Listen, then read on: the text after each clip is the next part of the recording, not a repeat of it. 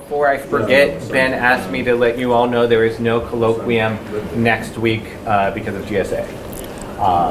But it is my really great pleasure to introduce Jackie Austermann. This talk is a very delayed talk. It was originally scheduled for April 22nd, 2020. So it has been literally 3.5 years since Jackie was first scheduled to be here. And this may be your first time down at Rutgers. It is, despite yeah. the fact that it's only an hour drive from Columbia. So I've had the pleasure of knowing and working with Jackie for a long time. Jackie does a PhD student with Jerry Mitrovica. He graduated in 2016, did a postdoc at Cambridge, and has been at Columbia since 2018. She is really one of the leaders among early career researchers within the international Paleo Sea Level community, and a leader of PLC, which is the organization of the international sort of Paleo Sea Level community, sort of linking geological data through geophysical modeling to understand sea level during past climates, along with other work on mantle dynamics and how that affects sea level. And today I think we're going to hear about her work on past storm periods. So Jackie. Perfect. Thank you so much. Test your audio, they're saying it. Yes, does the audio work that now? was my audio probably. Yeah, Does that's it? what I was asking. Test. Okay, she said it's a little low with online. Is Okay. the program volume up? Let me change something first. Sorry. That's okay. Do you need to do something on? Like, maybe he's the audio on the Yeah, desktop. it's going to be on the Zoom. Oh, okay.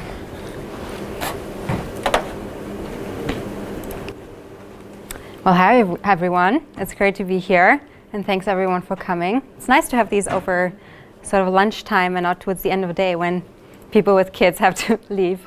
Let's see. Is that getting any better? They said it works now. Okay. Thank you. Okay, perfect. So on my title slide here, as Bob was saying, I work a lot on understanding, interpreting Paleo sea level, and I'll talk about this and what implications that it has for the future. This is from a trip to the Bahamas in 2019. I'll show some more pictures of that later on. And we're actually standing on a prograding beach that's which is all these sort of shallow dipping layers you see here, over a last interglacial coral reef, which is that unit below it. And we're measuring the elevation with that GPS, which is, I think, might be wrapped in a trash bag. Maybe it just had stopped raining.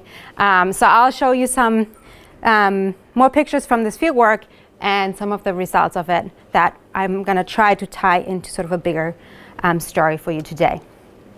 So before I jump into those details, I'm going to just set up the main motivation for this work. This is from a figure from the most recent IPCC report. Anyone working on sea level will have seen this figure, I am sure. We have time on the x-axis here from 1950, projection out to 2100. And on the y-axis is global mean sea level change relative to 1900. You see here different sort of emission scenarios. Sea level predictions vary between 0.5 meter to 1 meter or so. But then there are also these scenarios that are shown here by this dashed line, low likelihood, high impact storylines, or low likelihood, high impact scenarios, which include sort of additional ice sheet instability processes, which are particularly relevant to the Antarctic ice sheet. And it's already produces quite different results here. If we go out to 2300, so just on the right here, in the 8.5 scenario, we have larger uncertainties in general, but even that error going up, sea level rise greater than 15 meters cannot be ruled out with these high emissions due to these potentially existing ice sheet instability processes. So the work that I do really focuses on trying to understand this upper end of the model space. How realistic is that, or is it more realistic that we're actually within this lower space of the predictions?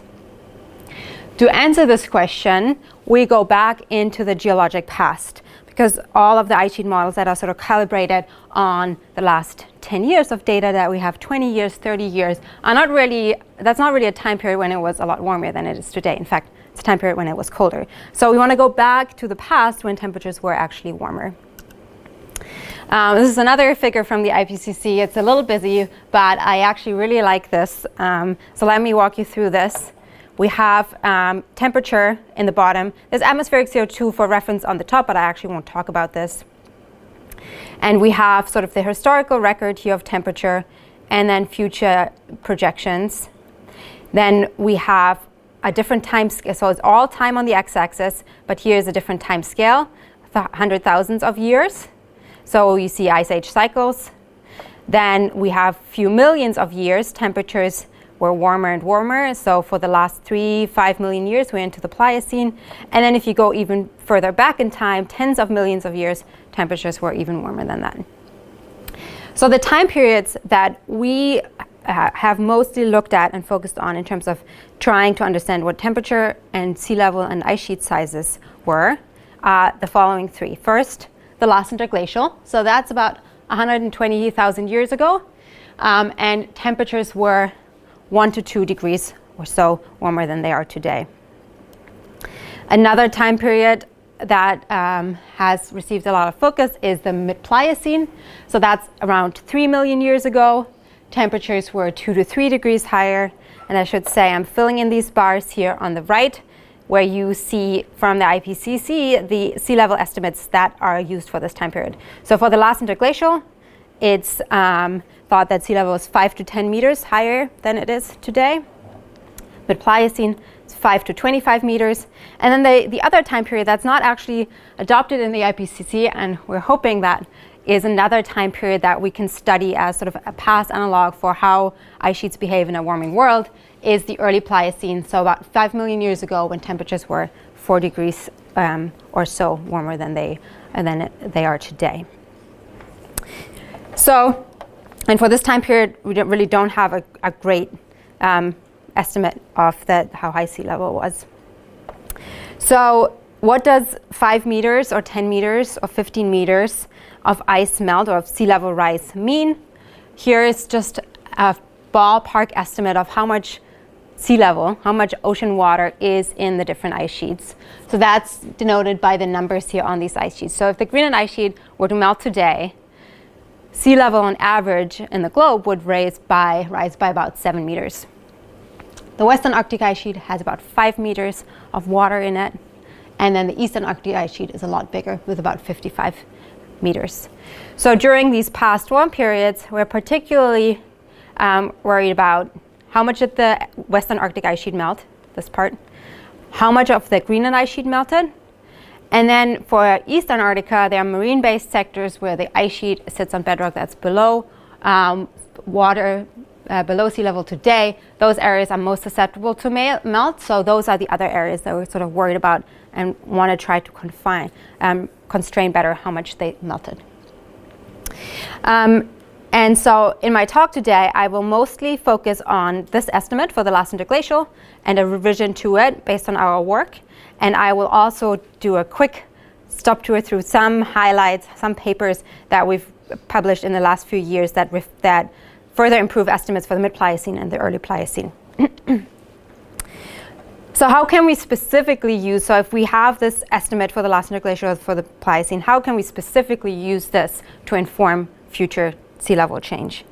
And I'm just drawing here from work that Rob DeConto has done, but Bob has been involved in similar work here, where they've looked at the Antarctic contribution to sea level rise. It's shown here on the x-axis. This is their predictions from 2000 to 2300. And it's shown here for different temperature emission scenarios. So for 1.5 degrees of warming, 3 degrees, or the RCP 8.5, which is a lot more warming. And it's the Antarctic contribution only. So they are predicting quite a bit of melt from the Antarctic ice sheet. And this gives you a sense of where that ice is coming from, a lot of it from Western Antarctica.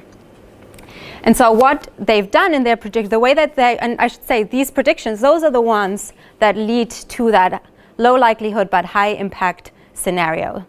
And the way that these are set up is they start with a big model ensemble. So they start with a bunch of ice sheet simulations out to 2300. And then they say, if we run the same ice sheet model with the same parameters for last interglacial conditions or for mid-Pliocene conditions, how much melt do we get? And then let's only keep those scenarios, those parameters that fit the amount of melt that we think happened based on the observational record. So in their paper, in their 2021 paper, they got about 3 to 6, they estimate that the Antarctic ice sheet contributed about 3 to 6 meters, and during the mid-Pliocene, 11 to 21 meters. So if you use those constraints, you narrow in the range a little bit towards the higher end of their simulations.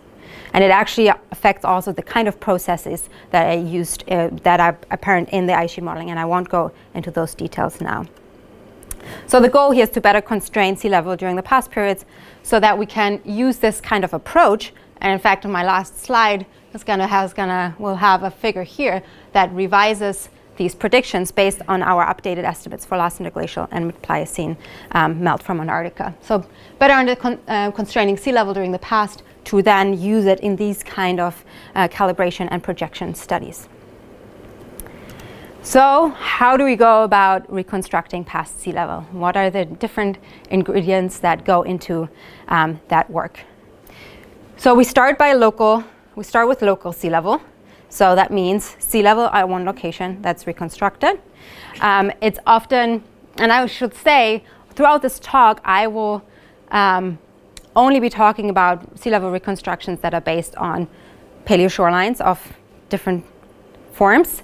I won't be talking about oxygen isotope-based estimates for sea level, which also exist. So in this approach, we start with a local sea level observation. This could, for example, be a fossil coral that we find today a meter above sea level. We can date it to the last interglacial. We know, okay, sea level was higher than that coral because corals only grow below sea level. It's just one example. And I'll show you some more of these sea level indicators of these features that tell us something about sea level in a little bit. Once we have this local record of sea level change, we need to correct it for any deformation that happened during or since that sea level indicator was formed. So in other words, if you're standing in the Bahamas and the archipelago is uplifting or subsiding through time, you will observe a sea level change. But that's not necessarily a sea level change that's driven by ice melt. It's just a sea level change driven by uplift or subsidence. So we want to correct that uplift or subsidence, any solid Earth deformation, out of the equation so that all that's left is a signal that's associated with ice melting. And so here are some of the processes that cause deformation of the solid Earth going up or down. One of the most dominant ones over the glacial cycles is glacial isostatic adjustment. It's the solid Earth's response and also Earth's gravity field response to changes in ice and ocean load. So as the ice sheet, I use the pointer here for people online, as it's a concept I'm sure many of you are familiar with, but just to bring us all to the same page, as an ice sheet grows during a glacial, it pushes down on the Earth's surface. We have Lamont-Doherty coming up this weekend. We have this foam pillow where we have North America on it, and we press down on Canada, and then we remove that pressure, and the land pops back up. So it's essentially that process. It's not that complicated. As an ice sheet grows, it pushes down on the Earth's surface. Material in the Earth's interior creeps towards the periphery of that former ice sheet. As the ice sheet melts, we have post-glacial rebound, so the land's rebounding in areas that were formerly glaciated, and is actually subsiding in the areas around it where material previously had been displaced towards. This is sort of the most basic, most simple explanation of post-glacial rebound. Glacial isostatic adjustment also incorporates that as the ocean load changes, because you have more waters in the oceans or less waters in the oceans, that changes the pressure on the Earth's surface and causes some deformation in the interior.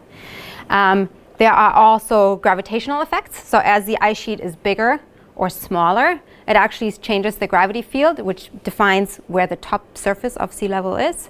And so it changes sea level through that. And additionally, it actually affects where the rotation axis of the Earth is. As you redistribute mass on the Earth's surface, just as if you were to redistribute it in the Earth's interior, the rotation axis can change, which changes sea level. So there are a lot of these little effects, rippling effects, but at its center, it's changes, viscoelastic changes to in the solid Earth in response to changes in ice and ocean load. So that's a deformation mechanism we need to correct for. And so it's kind of a nuisance in some ways, because a lot of the parameters that we need to correct for this, we don't know. Again, I'll give some details in a little bit. But it's also an opportunity. So here is an example of how sea level is going to change if a part of the eastern Arctic of the western Arctic ice sheet melts, or if a part of Greenland melts. And I say a part because this is normalized to 1. So this is how sea level changes if it's normalized to, on average, 1 meter of sea level change globally.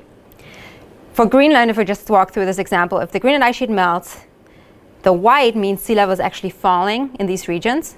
And this is a combined effect of rebound of the land, means sea level is falling, and this gravitational effect, whereas you have less ice mass, less attractions of the oceans towards it, that means sea level is falling.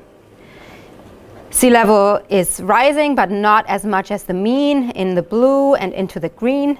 And then sea level is rising more than the mean in the far field of the ice sheet, where it's orange here. And we have the same pattern for the Western Arctic ice sheet. This pattern is commonly referred to as a sea level fingerprint, because you could imagine, even for today, and people do this, right? If you have a tide gauge along the South American coast and along the US East Coast, you should be able to distinguish is between a melting coming from Greenland or a melt coming from Antarctica, because that spatial pattern would be very different. So that's why they call it a fingerprint. It's distinct for the melt source. And so because of this, we can, if we have records of sea level from different locations, we can actually not just reconstruct how much sea level changed on average, but also which ice sheet that sea level change came from, which ice sheet melted. Another process that needs to be corrected for is dynamic topography. So this is the mantle convecting underneath our feet.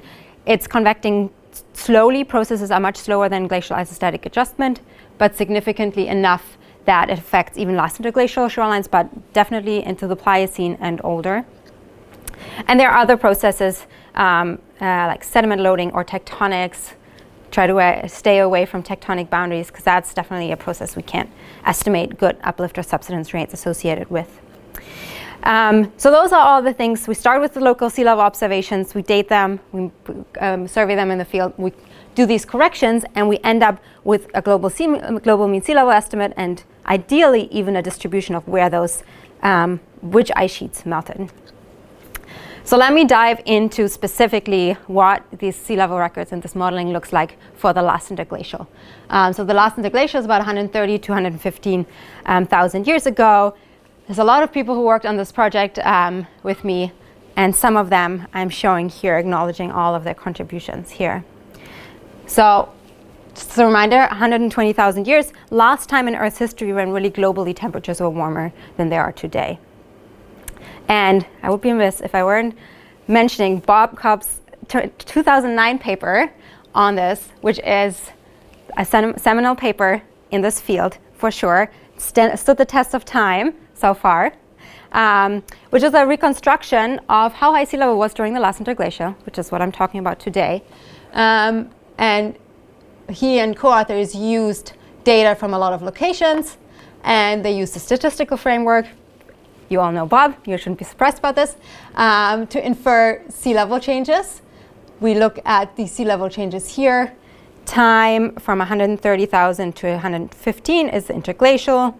This is global sea level, and they used this feature of the fingerprinting to actually estimate how much melt came from the northern hemisphere and the southern hemisphere.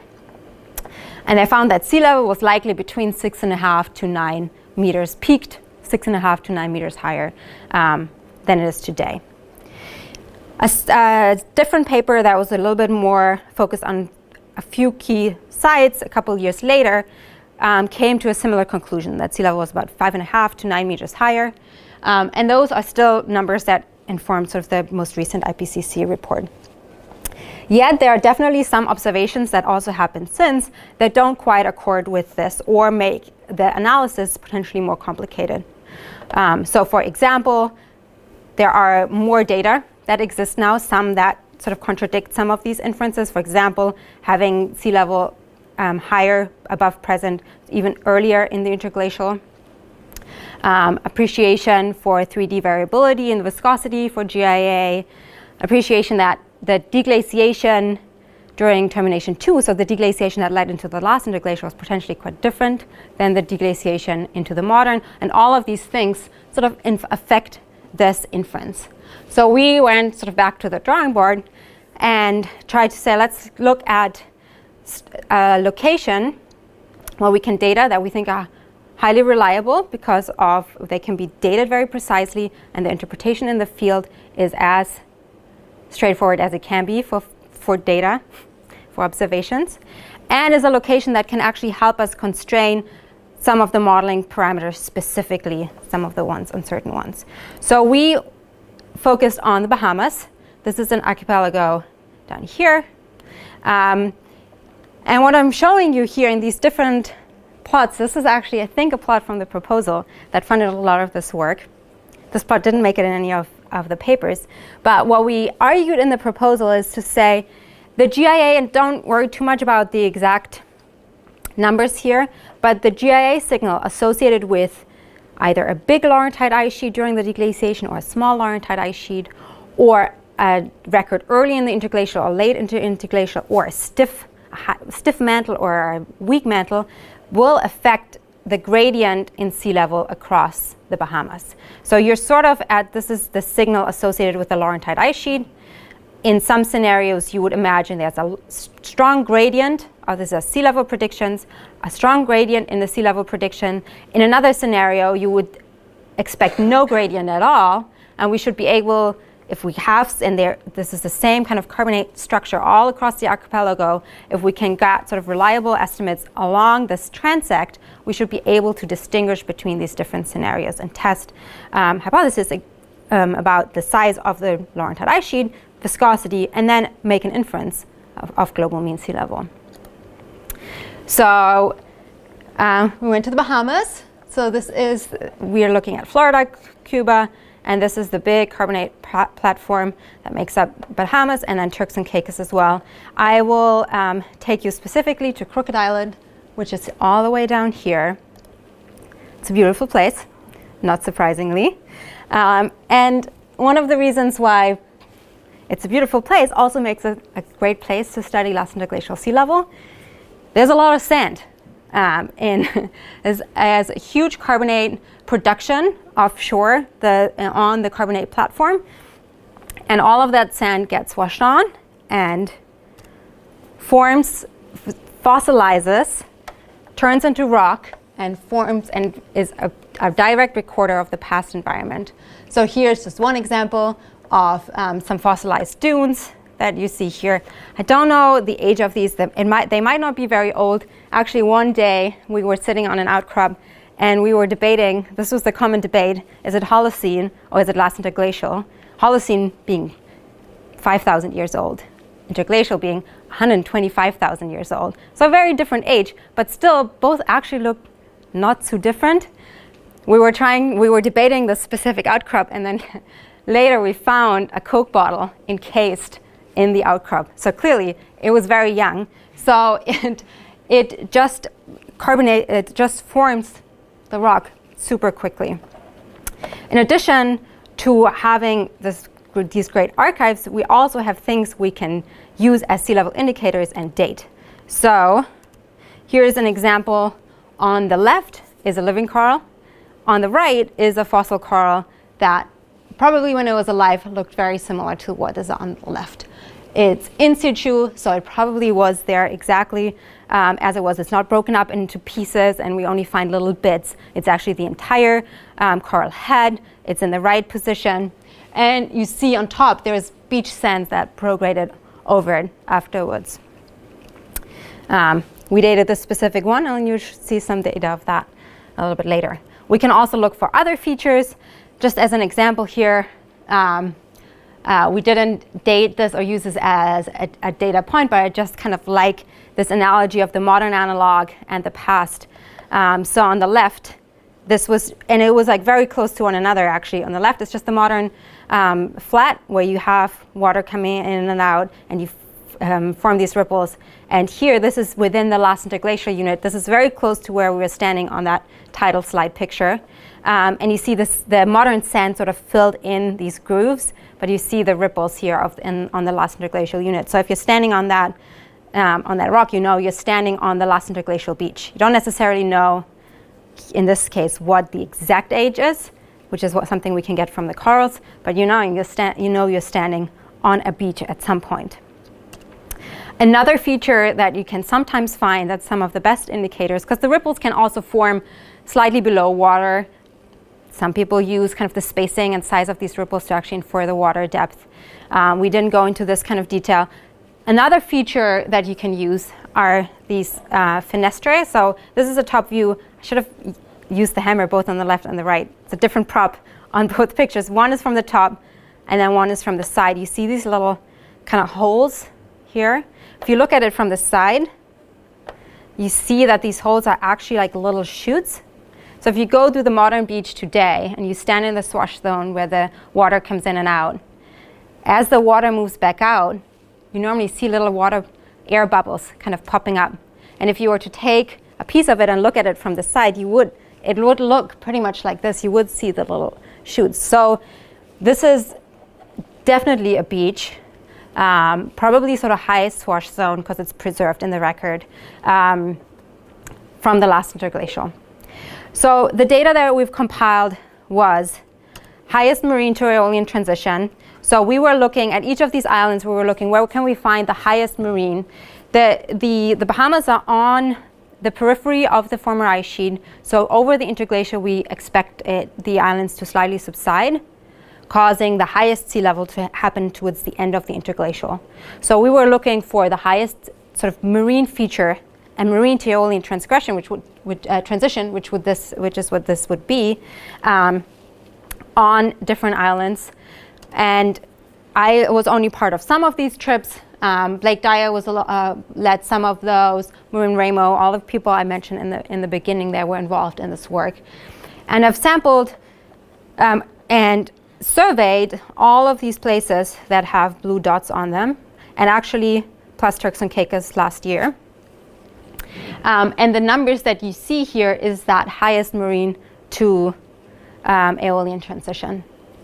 And here are just some renderings of those. I know it's very small to see, but some renderings of what it looked like at each place. And we're really looking for sort of cross-bedding in the marine to the dune, and ideally a shoreline in between. The elevation of that varies from place to place, as we would if GIA deforms that archipelago. It's lower towards the south, and it's higher towards the north, but with some additional variability. In addition, we have, so for these, we don't really have good age constraints other than we assume that they're towards the end of the interglacial. In addition, there are existing samples, which are all the light green points. So there are coral samples from different locations, and we have sampled more here. And actually, even newer coral ages from Turks and Caicos. If you're interested, Juana Dimitra has a poster on this at GSA next week. So those data are not included here yet. But we have coral ages from a lot of these islands as well. So that's our data that we work with. So next, we compare that to models. And so the main model that we interrogate is a model of glacial isostatic adjustment. It has sort of two parameters, broadly speaking, that are under constraint and that we need to constrain with the data. It is, on one hand, the viscoelastic structure of the Earth, the time scale under which it rebounds. So as if you remove the ice, how quickly it rebounds, or if you load it, how quickly it subsides, depends on the viscosity structure. And we only know that to a ballpark order. And then the other component is the ice loading history. So how big was the Laurentide ice sheet during stage 6, so prior to the last interglacial, or how small was it? So what we did is we ran a combination of 48 different combinations of earth structure, very elastic lithospheric thickness of the mantle, upper mantle viscosity, lower mantle viscosity.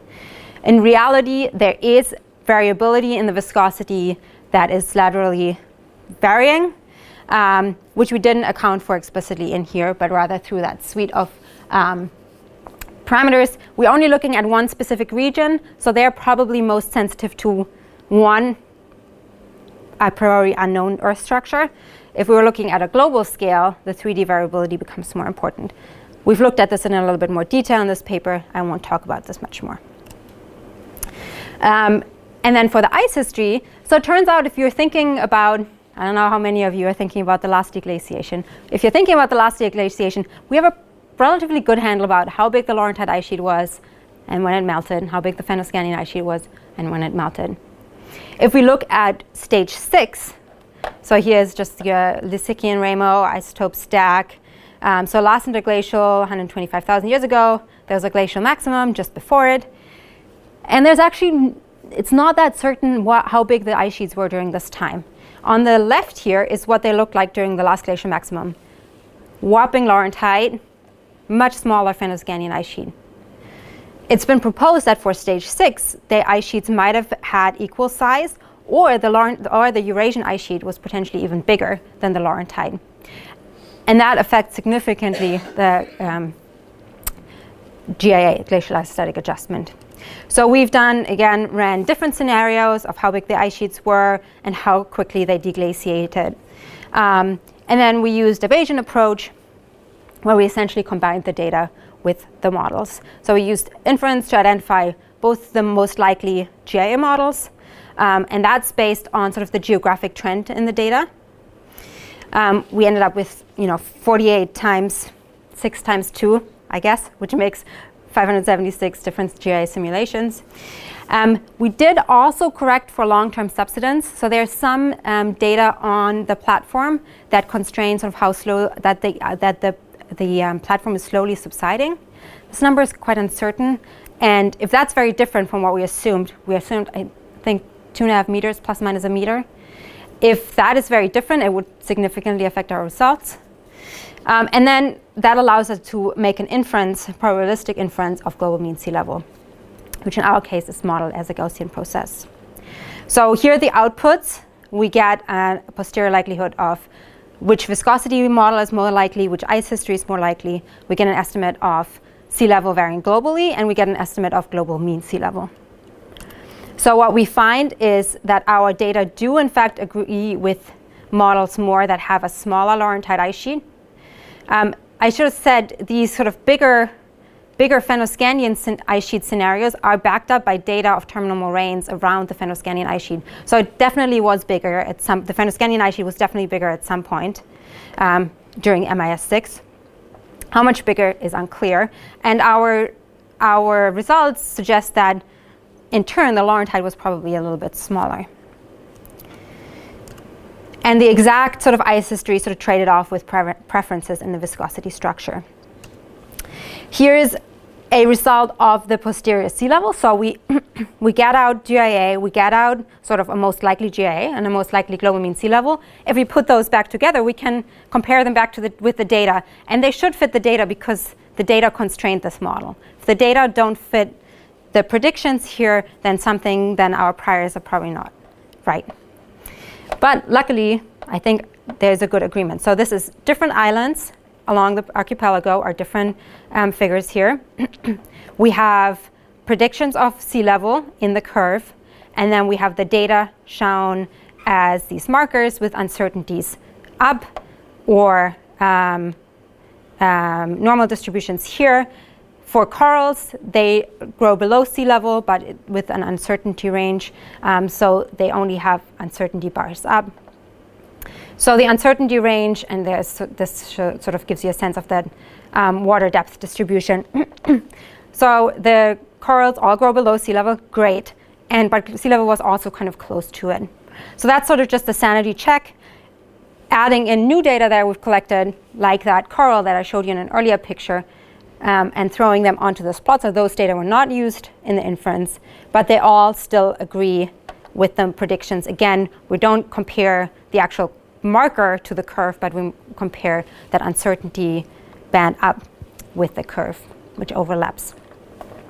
So what we get out for sea level is this curve. We're looking at age here, beginning of the last interglacial, end of the last interglacial. I'm pretty sure my age scales flipped in different slides to keep you on your toes. So here we're going from beginning to end. And this is our estimate, the most likely 66th percentile or envelope and 95th percentile envelope. The peak, and this is a distribution of peak sea level that we estimate, and we estimate it to be between 1 and 5 meters. So that's the 2 sigma, I should say 95th percentile. So this is quite a bit lower than 6 to 9, and it's quite a bit lower than 5 to 10 as what is in the IPCC report. We have redone this analysis adding in, so these additional data, if we actually add them into the inference. And we've done a lot of, Oana Dimitriou has led this work. She's done a lot of screening of the coral ages, investigation of the open system behavior, closed system behavior. And we've come up with different estimates for open system or closed system behavior of the corals, whether you apply a correction or not. Apologies that this is cut off. The details here are not important, but repeating this inference led to a similar and even slightly lower inference of global mean sea level. So the first question then that we had was, okay, we get the sea level that's lower than what other people have inferred. If we look at these other sites that people have used, how does our inference compare? So we've taken this global mean sea level estimate, actually both of these, added GIA from our model to it. Now we don't really have a good inference of GIA at other locations because it's not clear what the appropriate Earth structure is. We've sort of limited the ice history based on what we've learned, but still uncertainties remain large. But here's some comparison to other sites. Again, this is top are results if the coral ages are treated as closed system, and bottom if they are treated as open system. If that doesn't mean much to you, I won't go into it. It's a detail I can elaborate if it's useful later. The main results don't differ too much. We have the prediction in gray, and we have the observation inferred local sea level in red. So there is a kind of canonical record from the Seychelles, particularly Dutton and Lambeck, for example, used some of these already, and then Dutton in 2015. And they see sea level at about 7 or so meters, and it's at the upper end, but not outside the uncertainty of our predictions. In Australia, we have sea level predictions 4 to 5 meters, 6 meters, 7, that then sort of fall. There is a prediction of potentially a late sea level rise, which we don't see in our models. We don't also have a lot of data from the very late interglacial, so that as well. So that might be a model bias. There's a record from the Yucatan. And then this is just from the Bahamas, again, showing if we use all of the kind of the broader range of models versus the ones that are constrained by the data, the difference in the two. So our predictions aren't way far off where other observations are from other locations. But one of the next steps is actually using those other locations specifically in the inference. So here's sort of the end of the Bahamas pitch. And but moving on, what we want to do is take a look at more locations so that we can make sure this inference is in fact agreeable with other locations, and that we can start doing this fingerprinting, can identify how much of this curve that we reconstruct, how much of this is from Antarctica and how much of this is coming from Greenland. We've had a recent paper that just came out earlier this year where we looked at a record in northwestern Europe. This place is right at this blue to white area, which is 0. This means for the Greenland fingerprint, which means if the Greenland ice sheet's melting, it actually doesn't cause much sea level change at all in this region. So anything that's recorded there is probably Antarctica. So that's sort of the logic we used in this paper.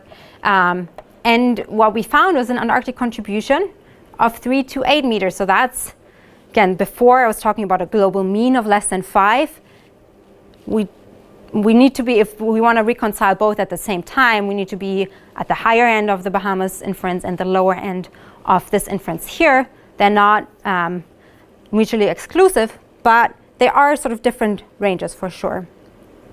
So if we just do some ballpark fingerprinting between this estimate, these data here, and data from the Bahamas, what we found is that last interglacial, probably what numbers that can fit both of these constraints at the same time, give us a global mean sea level estimate of sort of 3 to 5 meters, with 2 to 4 coming from Antarctica and 2 to 4.5 coming from Greenland. Now you might say, well, if we have 4 meters from Antarctica and 4.5 from Greenland, that adds up to more than 5. The other thing we found in this is that there's mounting evidence of the asynchronous behavior between the Antarctic ice sheet melting early in the last interglacial, and then potentially even gaining mass again over the course of the interglacial, and then the Greenland ice sheet melting later in response to insolation. This is very much work in progress. We're working on adding more sites that will have sort of their own viscosity structure, but will have to adhere to the same sort of ice history across, and that hopefully will be sort of a revision to these numbers. Yes, Bob? What is the time evolution of Greenland, of Laurentide and Scandinavia? Yes, considering a changing Laurentide ice sheet. Yes, so one aspect that can throw a considerable wrench in this analysis is the Laurentide and the Eurasian ice sheet. The Eurasian ice sheet was very likely gone by the early last interglacial. The Laurentide, however, there's evidence that it actually was still significant in size early in the last interglacial. So this is a reconstruction of how big the Laurentide was potentially still at about 125,000 years, so a little bit into the interglacial. And this is based on, there are cores offshore here that document a flooding event that had sort of a proglacial lake that would have existed in here, draining through the Hudson Strait and down in here. There is an equivalent event during the Holocene, the 8.2 kiloyear event, and there's evidence of that at 125,000 years, so in sort of already in the interglacial. So if we have a lot of ice in the Laurentide, it sort of throws off the whole ice budget, only redistributing ice between Greenland and Antarctica. What is assumed in the Dyer analysis? That it's gone at the beginning of the interglacial, yeah. And there just infers global mean sea level, so it probably doesn't affect that inference.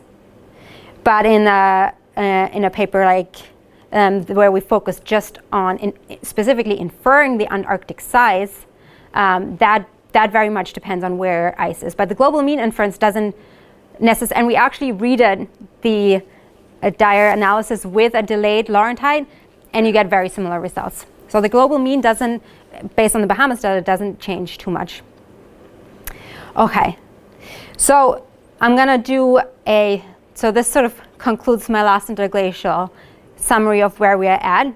More work to be done in investigating these aspects and other aspects that are highlighted. But still, what we've been seeing more and more is that global sea level estimates are coming in sort of at the lower end. It's what's previously been thought. So as I said, I'll just have like I think 3 or 4 slides on the Pliocene, just to highlight some of the studies that have recently come out from some of the people. Under Holiday is a graduate student in my group, and Juana is a postdoc, and Fred is a collaborator at Imperial College. So when we look at sea level changes further back in time, we sort of apply generally the same approach, but GIA becomes less important and convection in the mantle becomes more important. And so we need to account for that. We've had a study in 2019 where we looked at cave deposits in Mallorca, based on phreatic overgrowths on speleothems. So you have these speleothems that grow in the cave, and you have these overgrowths on them that form at the water table, at the cave water table, and that are a very good indication of water level in the cave, which if the cave is very close to the ocean, is potentially a very good indication of sea level at that time. And they can be dated. So Juana Dumitru led the study, and she dated a bunch of these POSs to varying 3, 4, 5 million years ago. We have the elevation, and we corrected for GIA and long-term uplift and came up with estimates for the mid-Pliocene and the early Pliocene. And I'll have these numbers sort of graphically for you in a moment, because the numbers are harder to digest. Andrew had a paper that came out just earlier this year where he looked at a shoreline in Patagonia that is warped. So the middle part here, B, this part of the shoreline, is very high at 170 meters, whereas the southern and the northern flank are a lot lower, between 40 and 60 meters. So there's sort of like this warping in the shoreline. And it's on top of a slab window. So he did some dynamic modeling to look at how much convection could deform the shoreline. He separated out models that only match that pattern of deformation and used those to infer global mean sea level during the time, also corrected for GIA, and came up with an estimate for that time period. Fred Richards, with a paper that's just in press now, looked at estimates of Pliocene sea level around Australia and did some geodynamic modeling to come up with an estimate, again, accounting for GIA and convection. And then lastly, this is just in review right now, a compilation of Pliocene scarps globally and a comparison to models, both GIA and convection, lead to another inference of sea level during those times. So let me plot all of these on top of one slide. So here we have back the slide from the beginning, temperature, and those were the IPCC estimates plus the early Pliocene sort of wider range. This is sort of the results that we found. So we are at the lower, sort of below the last interglacial estimates, 3 to 5 meters, 2 to 5 or so. We are at the lower to mid range for the mid-Pliocene, and we are sort of at the more modest range, lower range, for the early Pliocene as well.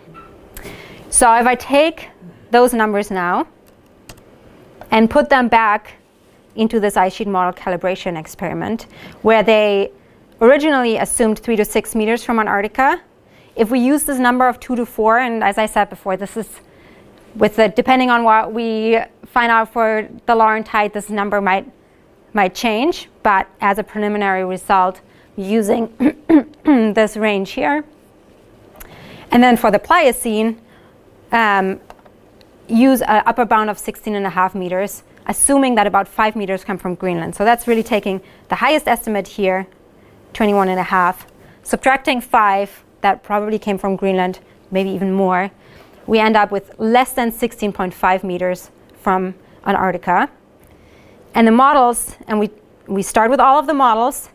They have predictions into the future. They have predictions for the last interglacial, for predictions for the Pliocene. We filter them with these revised criteria, and we end up with a very different view of the future predictions. So this is, again, time here, 2000 to 2300. And the models that are actually kept are ones that some of them have high-end scenarios where sea level rise is quite high, but a lot of them also cluster at much lower values. Now, a major control on this is actually this lower Pliocene limit, or this upper Pliocene limit. Turns out that that's actually a key control if you sort of dissect where the models are thrown out or kept. So establishing sort of a reliable upper bound here is critical, but also the revision to the last interglacial contributed to this. Yeah, Bob. But doesn't your Antarctic number here for the last interglacial contradict your Barnett et al. Number that you showed? It's it's 3.3 to 8.8. So it's within the uncertainty, but it's but it's definitely on the very low end of that estimate. So what would be your preferred estimate of the Antarctic contribution? So that value, I guess, that range, accounting for sort of the fingerprint, satisfies both the Bahamas and Europe within uncertainty. So that would be my preferred range for that reason. If you would use that instead, how would that have changed? 3 to 8? Yeah. I don't know. Yeah, that would be a good addition to sort of show. Yeah. I believe actually from sort of playing around with it a little bit, is that this is actually the more important constraint, but it would add some more models up higher here. Yeah. Okay, so I'm gonna wrap up here. We have about 8 to 10 minutes left. I'm gonna just leave the summary. I'll go back to that slide in a second, and then you can have a quick read through that during Q&A. Thank you all for coming. This is the sea level team at Lamont. I'm going to thank them as well because they keep me happy and working, and it also includes our very junior scientists, which is always cute. And yes, thank you so much for coming and listening and giving me the opportunity to talk.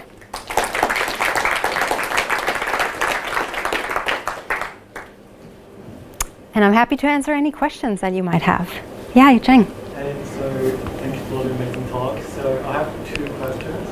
So first one is like, it seems like when you use Bahamas for last manipulation, right, the result dramatically changed compared to previous study. Mm-hmm. So what's the difference? Why, like inserting one Bahamas compared to the globe, right? I assume the globe, the sea level record across the globe should be like much larger size compared to Bahamas. So why including this Bahamas sea level will dramatically change your estimate, like compared with previous study, right? The first one. The second one is, you mentioned about sediment loading, right? Mm-hmm. It's like there's a huge carbonate platform there. It seems like sediment loading could be a huge impact that will cause post-deformation or deformation. Mm-hmm. How do you consider that in the study? Okay, I'll start with that one since you just asked that second one. So the sediment loading may have an effect. Actually, Tamara Pico and Alessio Rovere had a paper you're potentially familiar with, looking at the Great Barrier Reef and sort of the loading of not so much the sediment, but just the sort of the coral reef evolution. They actually started out looking at the Bahamas, but it's not. That is a very, very small component in the Bahamas, so that part of carbonate growth. Just because if you look at even just the bathymetry and you see where the reefs are today, it's just a sort of relatively to the loading, the thickness of the lithosphere, a sort of thin band around the islands. But then you do also have sediment redistribution. It may contribute, so we did not model that explicitly.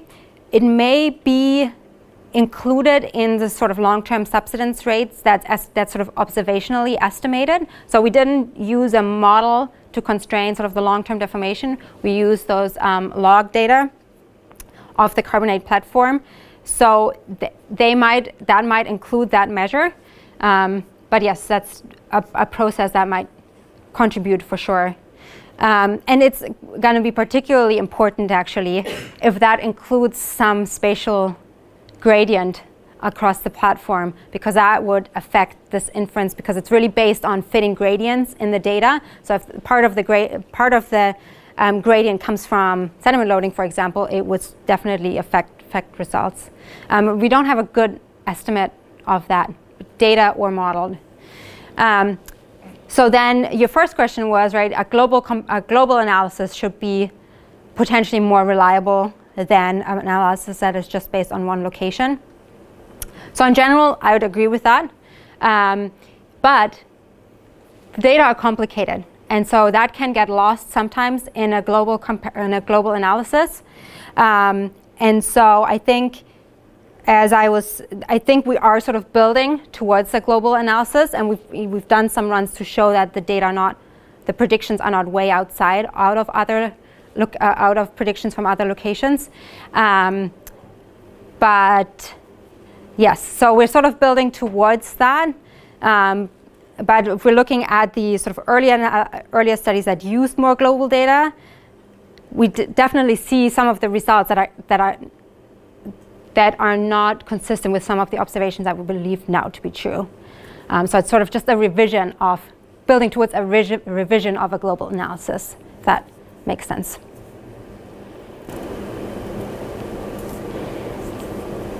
Yeah, Jim. So if you looked at the deep North Atlantic carbon isotope records for the last interglacial, Yeah. and your colleague Mo was intimately involved in it, the increase in delta C13 relative to the sea level rise associated with termination 2 is delayed by 5 to 8,000 years, and the conventional wisdom was that you had ice coming off, or fresh water coming off of Greenland and North America that reduced the density, and North Atlantic deep water was not sinking as deep until late in MIS 5E. Yeah. But that seems to go counter to you have the ice from Antarctica contributing early and Greenland contributing late, if I remember your slides. That's right. So maybe it may support that the suggestion of that delayed melt of the northern of the Laurentide ice sheet. So I would say for the Greenland, a lot reconstructions for the Antarctic ice sheet, my understanding is that you can get quite a lot within sort of the model uncertainty. For Greenland, if you look at the range of models, they are more consistent because I think the temperature constraints there just pointed towards a mid to late melt. And so, yeah, my solution to this would be it's not Greenland. You do have early Antarctic, but it's maybe a delayed Laurentide melt contribution. I don't want to. Sure. Yeah. When you talk about delayed Laurentide, how much Laurentide sticking around for how long? I just keep going like, well, what if your global sea level number is correct, and also what if your Antarctic fingerprint number is correct? And so actually, like, we just have 10 meters or whatever. So yes, so that could very well be that's sort of what I'm thinking at the moment as well. That would have profoundly different implications, I think, for it would, but it's a lot. I don't have the exact number, and I guess I don't need to go back. But in order to have enough, so if we look at the 8.2 kiloyear event and just look at how much ice was around there, because you probably needed something similar to that potentially to dam the Progration Lake behind it. It was like a few meters, and that was at 125. So even earlier, you would have several meters, 5 or so in the Laurentide. So that's a huge difference in the balance for the other ice sheets. Yeah, so it's not just like tens of centimeters or so, it's meters for sure. And there's additional evidence, so that's the tie points are sort of that outburst flood at 125 and then the final demise at 122. Which is what my thinking is at the moment as well. But I haven't appreciated it until very recently. Yeah. In your, I guess, second to last slide, there was that spray. Yeah. So most of the models, as you said, on the right were clustering. Yeah. Low, but I was just wondering if there's any commonalities, like what makes it so those simulations that do go to higher sea level still fit the. Yeah. That's a good question. I don't have an answer to that. So I'd need to look back kind of how it's parameterized and what these parameters are, and so what's the commonality there, and I haven't done that, so I don't know. I'm sorry. Yeah. So the Barbados estimate of ancient though it is, we always think it's kind of a gold standard of 5 meters. The error bar is done in 1976, but have you looked at that estimate in terms of its corrections for, the various corrections that you've made on the other records? Yeah. Is it consistent with Bahamas? It seems like it is. I'm leading the answer, but have you looked at it? We have not looked at the Barbados record. Obviously, as you know, the Barbados is potentially more complicated as it's uplifting, so how continuous that tectonic uplift is or not is one of the reasons why this wouldn't be like the first place to go personally, but it's a good place to kind of compare then our results to. But yeah, I haven't looked back to compare it to that site specifically. And Barbados is interesting. They actually have like a double terrace during 5E that is not really understood or dated to what forms it. There's a lot of dating been done in Barbados, but yeah. Any other questions? Should we thank our speaker again?